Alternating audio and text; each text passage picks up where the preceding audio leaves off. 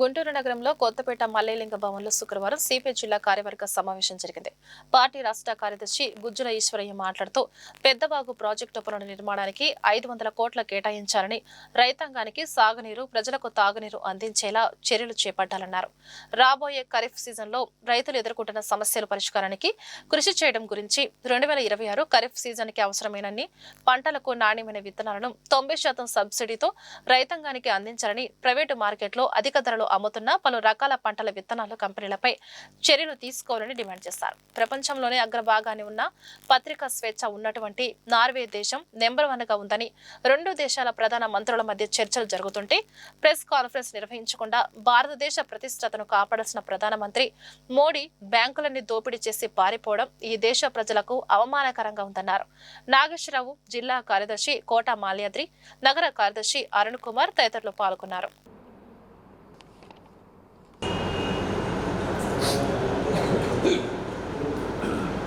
రాష్ట్రంలో తీవ్రమైనటువంటి వడగాల్పులు ఎన్నడూ లేనంత సగలుగక్కుతున్నటువంటి పరిస్థితి. ప్రభుత్వాలతో పాటు స్వచ్ఛంద సంస్థలు, రాజకీయ పార్టీలు ఈ వాతావరణం నుండి ప్రజల్ని చైతన్యవంతులు చేసి ప్రాణ నష్టం జరగకుండా చూడాల్సిన బాధ్యత ఉంది.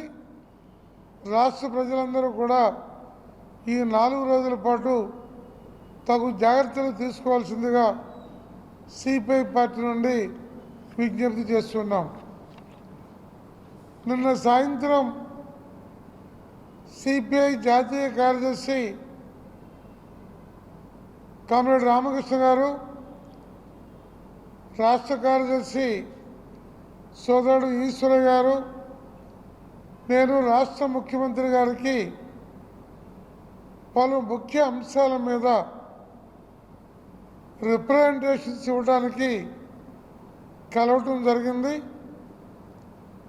అందులో ప్రధానమైనటువంటి అంశం మన రాష్ట్ర ఖజానాకి ఏర్పడే నష్టాన్ని భర్తీ చేయగలిగినటువంటి కీలక అంశమైన కృష్ణా గోదావరి బేసిన్ సహజ వాయువు యొక్క నిక్షేపాలపై మన రాష్ట్ర వాటా సాధించడానికి ప్రయత్నం చేయాలని కోరుతూ ముఖ్యమంత్రి గారికి మేము ముగ్గురం కూడా ఒక విజ్ఞాపన పత్రాన్ని ఇవ్వడం జరిగింది. ఈ విజ్ఞాపన పత్రం committee for the protection of Krishna Godavari basin natural gas and resources Andhra Pradesh, ఈ నేమ్ తోటి గత అనేక మాసాలుగా కాకినాడలో, అమలాపురంలో, నగరంలో కీలకమైన ప్రాంతాల్లో సదస్సులు పెట్టి ఒక రాష్ట్రవ్యాప్తమైనటువంటి ఆందోళన చేసే క్రమంలో మన రాష్ట్ర ముఖ్యమంత్రి గారిని ఈ అంశం మీద దృష్టి పెట్టి తన పలుకుబడితో కేంద్ర ప్రభుత్వంపై ఒత్తిడి తీసుకొని వచ్చి మన రాష్ట్రానికి రావాల్సిన న్యాయమైన వాటా సాధించాలని కోరటం జరిగింది. ఈ సందర్భంగా ముఖ్యమంత్రి గారు కూడా ఈ అంశం మీద రాష్ట్ర ప్రభుత్వం అధ్యయనం చేస్తుందని, మనకి రావాల్సిన ఉన్న అవకాశాలని స్టడీ చేసి తగు ఆలోచన తీసుకుంటాము, మీకు ఉన్న సమాచారాన్ని లోతుపాతులన్నింటి మీద కూడా సమాచారం ఇవ్వమని వారు అడిగారు. దాని మీద రానున్న కొద్ది రోజుల్లో ఒక డీటెయిల్డ్ నోటు కూడా ముఖ్యమంత్రి గారికి ఇస్తాము. ముఖ్యంగా ప్రస్తుతం దేశవ్యాప్తంగా ప్రధానమైనటువంటి చర్చ ఓవైపున యువతలో, మహిళల్లో, మధ్యతరగతి ప్రజానీకంలో పెద్ద ఎత్తున చర్చ జరుగుతూ ఉంది. ఇటీవల సుప్రీంకోర్టు సిజేఐ గారు చేసినటువంటి వ్యాఖ్యలపైన యూత్ను గురించి కాక్రోచ్ అనేటువంటి పదాన్ని ఉపయోగించి దాని తర్వాత దేశంలో ఉన్నటువంటి అభిజిత్ అనేటువంటి వ్యక్తి కాక్రోచ్ జనతా పార్టీ అనేటువంటి దాన్ని ఏర్పాటు చేయడం, ఆ ఏర్పాటు చేసినటువంటి ఈ 6 రోజుల కాలంలోనే దాదాపు బీజేపీని దాటి 18 మిలియన్ల వ్యూస్ రావడం అనేటువంటిది ఈ దేశంలో యువతలో, మహిళల్లో, అదేవిధంగా మధ్యతరగతి ప్రజానికంలో పెరిగిపోతున్నటువంటి అసహనానికి ఇది నిదర్శనం.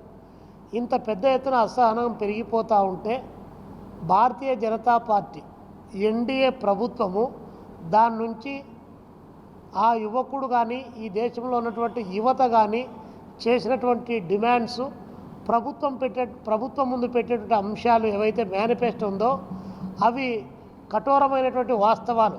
వాటికి జవాబు చెప్పడం బదులు ఈరోజు కాక్రోచ్ జనతా పార్టీని నిషేధిస్తున్నామని చెప్పేసి యూట్యూబర్స్ను పరిగణలోకి తీసుకొని వారందరినీ నియంత్రించడానికి కావాల్సినటువంటి ప్రయత్నం బీజేపీ చేయడం అనేటువంటిది దుర్మార్గకరమైనటువంటి చర్య. ఎందుకంటే నువ్వు వ్యక్తులను అరెస్టు చేయడానికి నీ దగ్గర అవకాశం ఉంది, కానీ వ్యక్తుల యొక్క మెదళ్ళల్లో ఉన్నటువంటి ఆలోచనలను ఎవరు కూడా బంధించడం సాధ్యం కాదు. ఇది ప్రజల వాయిస్. ఎందుకంటే ఈరోజు అక్కడ ప్రకటించినటువంటి ఎజెండాలో సుప్రీంకోర్టు న్యాయమూర్తులుగా ఎవరైతే పని చేస్తారో ఆ పని చేసినటువంటి వ్యక్తి రాజ్యసభలకు కానీ, అదేవిధంగా లోకసభకు కానీ పోకుండా చట్టం చేస్తామని చెప్పడం అనేటువంటిది ఈరోజు అది ప్రధానమైన అంశం.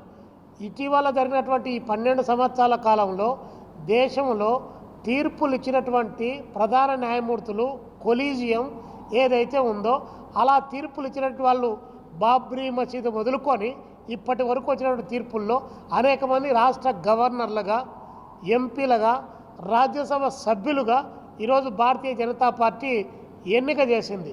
అంటే ఆ తీర్పుల్లో వక్రత ఉంది, అబద్ధం ఉంది. కాబట్టి న్యాయ వ్యవస్థను కూడా మేనేజ్ చేశారు.